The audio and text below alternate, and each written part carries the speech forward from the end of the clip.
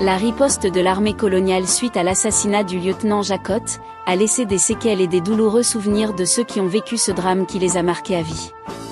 Peu de ressources et d'écrits sur cette douloureuse page de l'histoire de la région existent.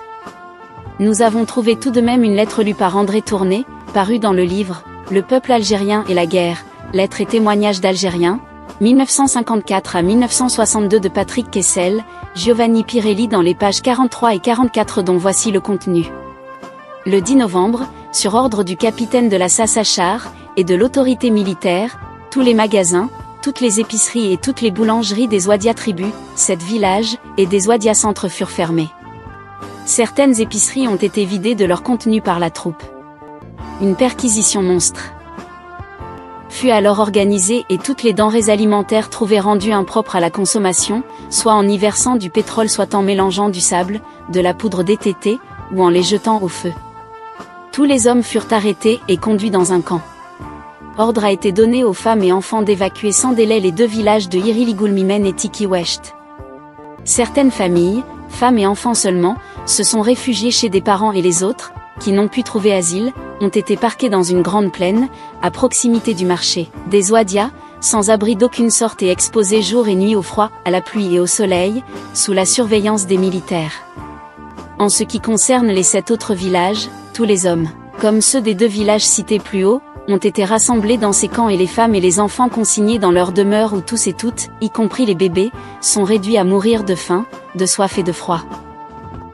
Et cela en plein XXe siècle et sous la 4e République française.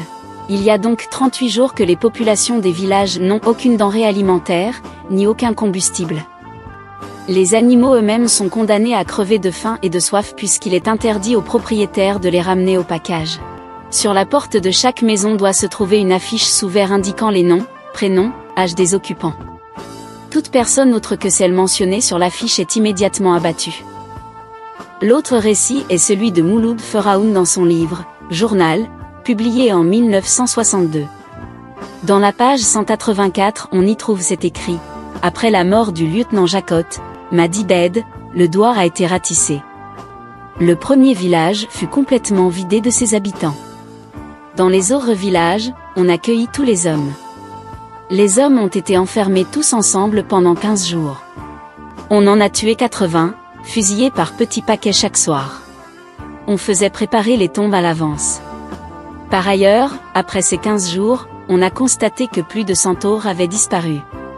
On suppose qu'ils ont été enfermés dans des gourbis pleins de paille et brûlés. Aucun gourbi, aucune meule ne subsiste dans les champs. L'auteur fera savoir que les responsables de l'époque ont justifié leur abominable crime en accusant la population de complicité dans l'assassinat du lieutenant Jacot. Notons que ces atrocités furent perpétrées sous la responsabilité de l'administrateur civil des Ouadia, Ja Achar, un ancien membre des services spéciaux, futur chef du secteur de Bab El Oued, à Alger, pour l'OAS en 1961 à 1962. C'est lui qui a maintenu le nom de Mouloud Feraoun sur la liste des enseignants à abattre le 15 mars 1962 à Château-Royal. 2026 marquera le 70e anniversaire de ce crime de guerre. Les derniers témoins peuvent donner plus de précisions sur ce triste événement.